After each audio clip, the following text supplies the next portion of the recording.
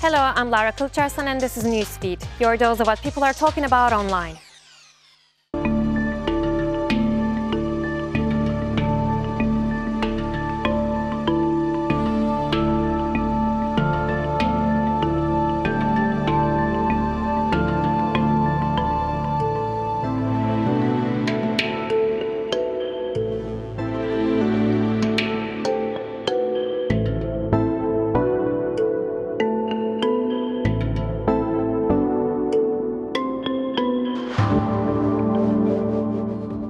These are examples of mass graves discovered around the world.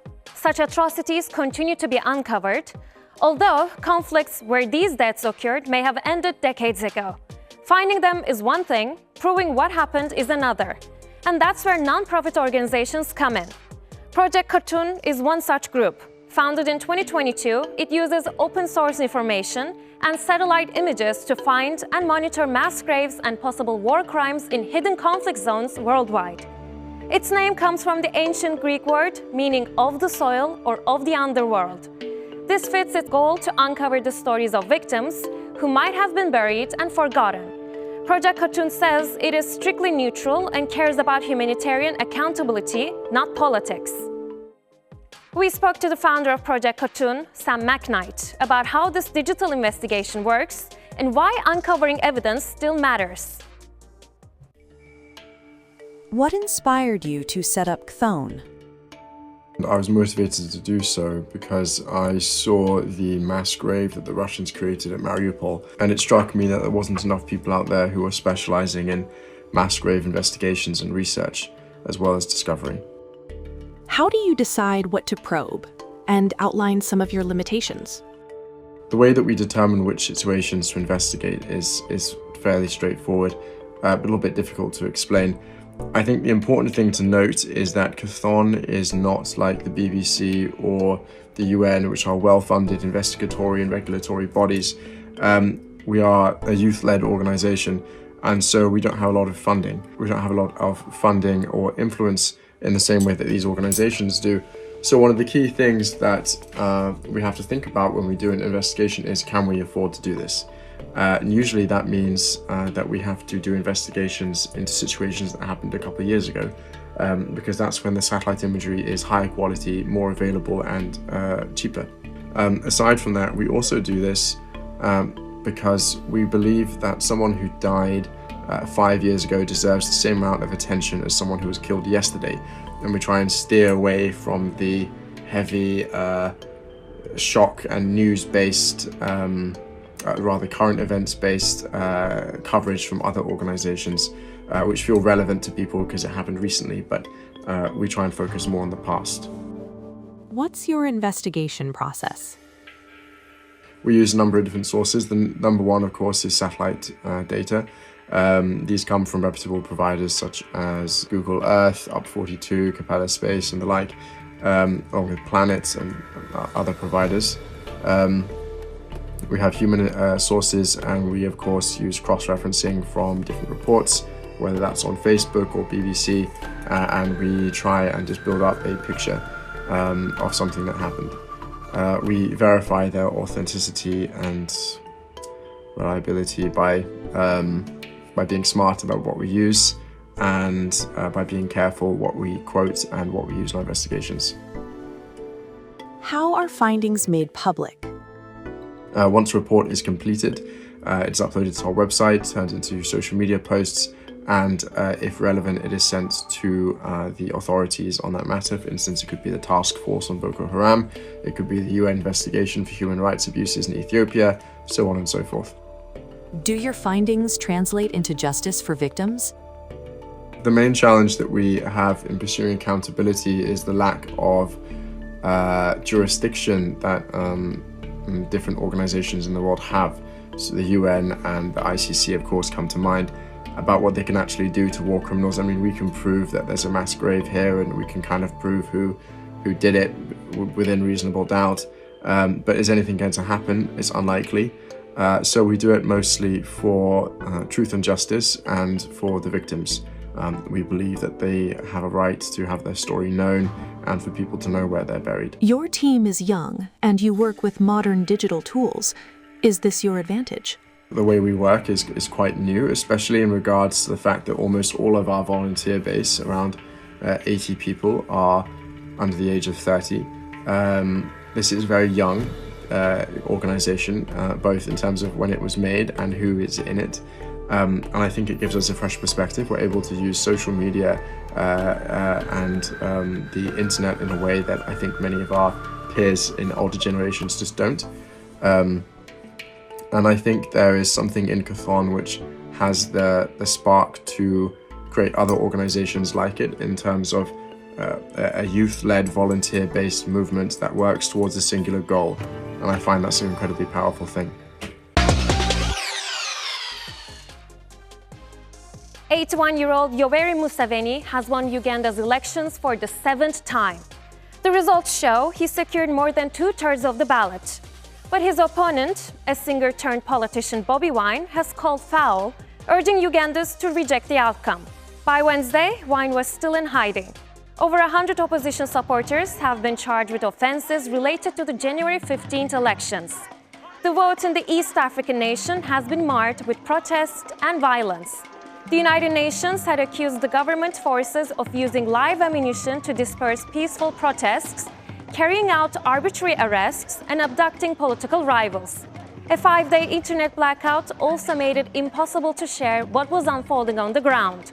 With online services now restored, Wine has urged supporters to take to the streets and protest peacefully. Uganda and the rest of the world have long lost their innocence, because you cannot convince me that we have all watched an 81-year-old run for presidency with a slogan such as "Protect the Gains" in a third world country with one of the worst economies and a debt of over 32 billion US dollars, 112 trillion Uganda shillings. I think we have lost it. We have gone utterly insane. So tell me which gains we are protecting. I have just been reading this whole week and I am traumatized because we have actually participated in a ritual. Forget about the mainstream media. What others are reporting on ground is actually crazy. The day before elections in Luwero, they abducted opposition youth. And I mean, we are not going to hear about this, but the son is the head of the military. And he authorized people to go over to someone's home in Butambala, fired live bullets, and 10 people were killed on scene. So yeah, I think Ugandans just participated in a ritual, and I think it would have been better for Museveni to just come and be like, oh, no, there's no election, I've built a road instead, let us celebrate me as, you know, your king, coronation. Because I'm losing my mind at the fact that we just spent 1.2 trillion Uganda shillings for nothing. Senegal's Sadio Mane has emerged as the star of the AFCON football tournament, not because of a cracker goal or a killer assist, but because many on the internet say he saved the integrity of the beautiful game itself. Forget all the GOATs, because Sadio Mane is now the most likable player in all of football. Because what he didn't just gain the respect of Africa, but the entire world. Late in the AFCON final, Senegal scored the winning goal, but then it's taken back because of a controversial foul call. Minutes later, a Senegal defender takes down Brahim Diaz, and then it goes to a VAR check. The ref points to the spot, a penalty for Morocco, in the last minute, but I've never seen anything like this. All of the Senegal bench players surround the ref. Morocco's bench players form a wall around the ref. Fans are losing their minds. Some dude is making a phone call to stop the game or something. But then Senegal do the impossible. Their managers tell their players to head to the locker room. and leave the pitch. Everyone except one icon. Standing alone on the field, calm as ever, is Sadio Mane. Mane waits his teammates to come back, tell them to play, finish it like grown men. Even though we're getting scammed, we can still win this game. And 15 minutes later, bro, Morocco step up for the penalty and they miss. The game goes to extra time, and in that moment, Sadio Mane knew he won the AFCON and became the most likable player in the world. Screenshots everywhere, timelines on fire, and a family feud that has officially gone public. Brooklyn Peltz Beckham has finally broken his silence. In a series of explosive posts on Instagram, the eldest son of David and Victoria Beckham said he does not want to reconcile with his family, accusing his parents of attacking him and his wife, Nicola Peltz Beckham, through the press. Brooklyn says he had no choice but to speak out after months of speculation around the rift inside one of the world's most famous families.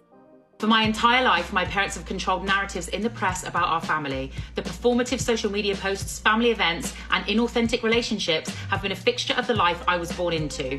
Recently, I've seen with my own eyes the lengths that they'll go through to place countless lies in the media, mostly at the expense of innocent people, to preserve their own facade. But I believe the truth always comes out. My parents have been trying endlessly to ruin my relationship since before my wedding, and it hasn't stopped. My mum cancelled making Nicola's dress in the 11th hour despite how excited she was to wear her design, forcing her to urgently find a new dress. Weeks before our big day, my parents repeatedly pressured and attempted to bribe me into signing away the rights to my name, which would have affected me, my wife, and our future children. The night before our wedding, members of my family told me that Nicola was not blood and not family. Since the moment I started standing up for myself with my family, I've received endless attacks from my parents, both privately and publicly, that were sent to the press on their orders. My mum hijacked my first dance with my wife. She danced very inappropriately on me in front of everyone. I've never felt more uncomfortable or humiliated in my entire life. My family values public promotion and endorsement above all else. Brand Beckham comes first. Family love is decided by how much you post on social media or how quickly you drop everything to show up and pose for a family photo op, even if it's at the expense of our professional obligations. We couldn't include all of Brooklyn's claims. There were simply too many. But the internet heard enough. As soon as the post went live, social media did what it does best, exploding with reactions, breakdown videos, memes, and hot takes. I'm not entirely convinced anyone is right or wrong. I think she probably came in a bit too strong on like, we want our privacy and we want to like be together. We just don't want your family getting too involved. And then they've obviously got their back up being like, why is she acting like that? Brooklyn Beckham, what do you mean that your mother was dancing inappropriately on you? This has to have been the most filmed wedding since Charles and Diana. So we're going to need you to go ahead and release those tapes. Victoria Beckham dropped Nicola Peltz as a wedding dress client, and Nicola had to scramble to get a wedding dress just days before her wedding. Well, that whole story has been debunked. Nicola ended up wearing a couture Valentino dress, and her stylist Leslie told Vogue in an article published shortly after the big day that it was years in the making, which also took 2 trips to Rome, and there were 2 fittings for it in the US as well. But don't forget the part where Nicola went through multiple wedding planners who eventually ended up suing her billionaire father because Nicola was so unbearable. I do believe that Brooklyn probably believes the things he's saying in his Instagram story. Based on some of these past scenarios, something tells me that Nicola was also a part of the problem. The fashion world lost one of its last emperors. Valentino Garavani, the Italian designer who built one of the most celebrated luxury houses in history, has died on Monday. Known simply as Valentino, he stood alongside Giorgio Armani and Karl Lagerfeld as the final giants of a golden generation. These were designers who didn't just follow trends, but defined them. Valentino was the first Italian to break into the rare-field world of Paris haute couture, taking Italian elegance onto the most exclusive runways in fashion. From the beginning, his vision was glamorous. He dreamed of dressing, in his words, the beautiful ladies of the silver screen. There was always one constant. In every Valentino show, at least one red dress. That shade, now known worldwide as Valentino Red, became more than just a color. And that's our show. We leave you with some of his iconic designs.